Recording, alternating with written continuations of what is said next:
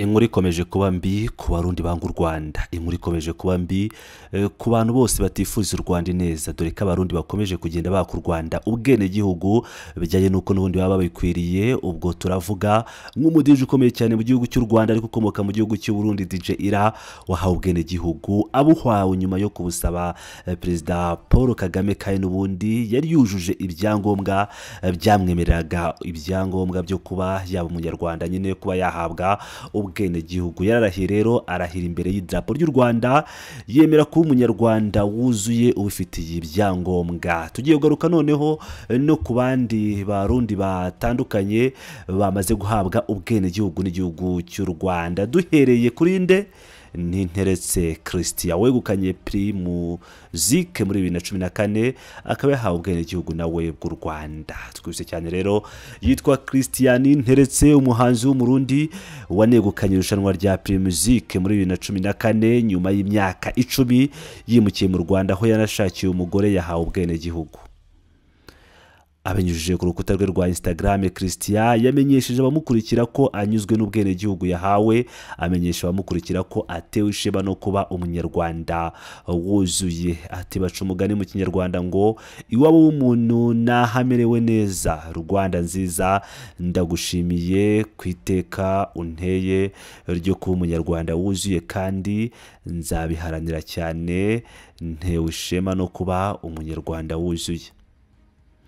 Uyu muhanzi yabwiye itangazamakuru ko yabashije kubona ubwene gihugu kuko umugore wasanzwe ari umunyarwandakazi. Christian si umuhanzi muto mu muziki w'u Burundi. Muri 2014 yegukanye irushanwa rya Primusic ryatumye atsindira miliyoni 20 z'amafaranga akoreshwa i Burundi.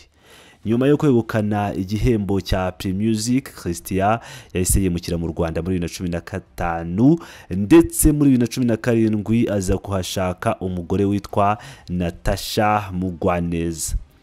Kwimukira mu Rwanda nyuma y'umwaka umwe yegukanye Primusic byatumye benshi mu bakunzi b'umuziki bibaza aho umuhanzi wabo yaburiye. Icyakora nyuma baza kumenya ko awukorera mu mujyi wa Kigali, aho ari umwe mu bakunze gususurutsa abantu mu tubari n'amahoteli atandukanye muri Kigali.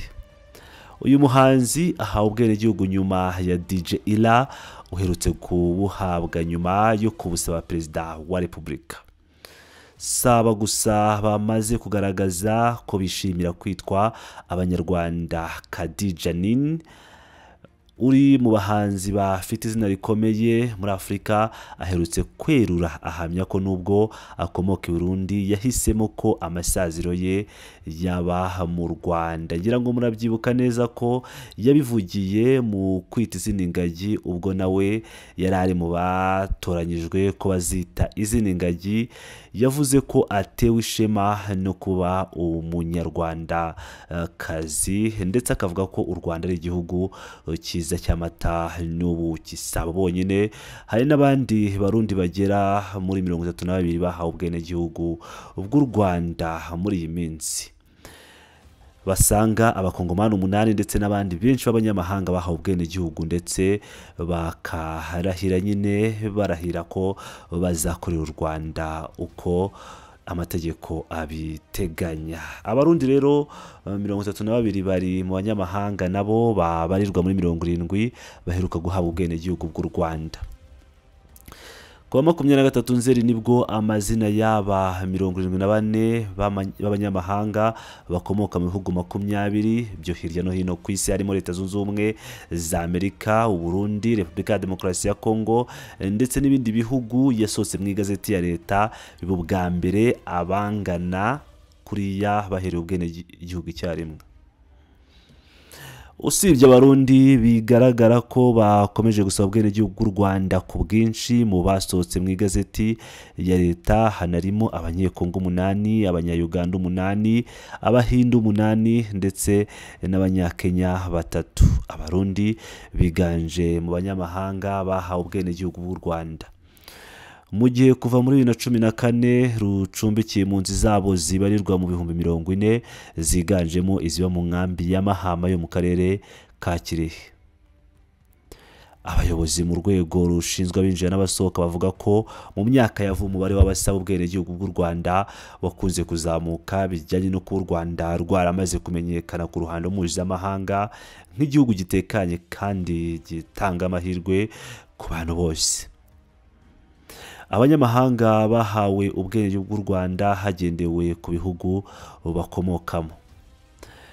Nk'uko bigaragara Uburundi ni 32, Demokarasi iharanira Repubulika ya Demokarasi ya Congo, Democratic Republic of the Congo ni 8, Uganda si 8 ni 5, n'Ubuhinde ni 5, mu gihe Kenya ari 3, France ni 2, Ububiligi ni 2, Italy ni 2, Eritrea 2, Guinea 1, Jamaica 1, Liberia 1, China muri Hong Kong 1, Canada 1, Lebanon 1, Leta Zunze Ubumwe za Amerika 1, Ile Mauritius 1, Russia 1, United Kingdom 1, Ethiopia 1, Ubudage German 1, ndetse hakaba n'umunyarwanda wavukiye mu Rwanda ariko nawe akaba yashyizwe muri abo bahawe ubwenegihugu bakarahira. Ngira ngo rero murabyumvira neza uko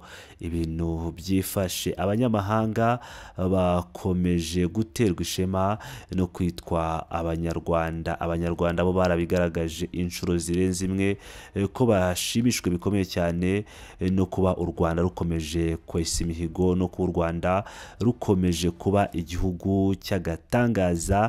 Abanyamahanga bose bakomeje kugenda bifuza guturamo, bifuza guhabwa ubwenegihugu, bifuza gukoramo business. Abanyarwanda bakavuga bati kweri perezida wacu Paul Kagame korwa biragaragara kandi naho nigeze dusiga, aho wadukuye naho tugejeje ni ishema ryacu nk'abanyarwanda muri rusange. Bakomeje rero kugenda bagaragaza uburyo bishimiye bikomeye cyane iterambere u Rwanda ruri kugeraho, uburyo nko mu minsi yashize u Rwanda rwakiriye irushanwa rikomeye igikombe cy'isi cyo gusiganwa ku magare rizwi nka UCI. aho irushanwa abanyarwanda baryishimiye ku mbuga nkoranyambaga mu buryo budasanzwe.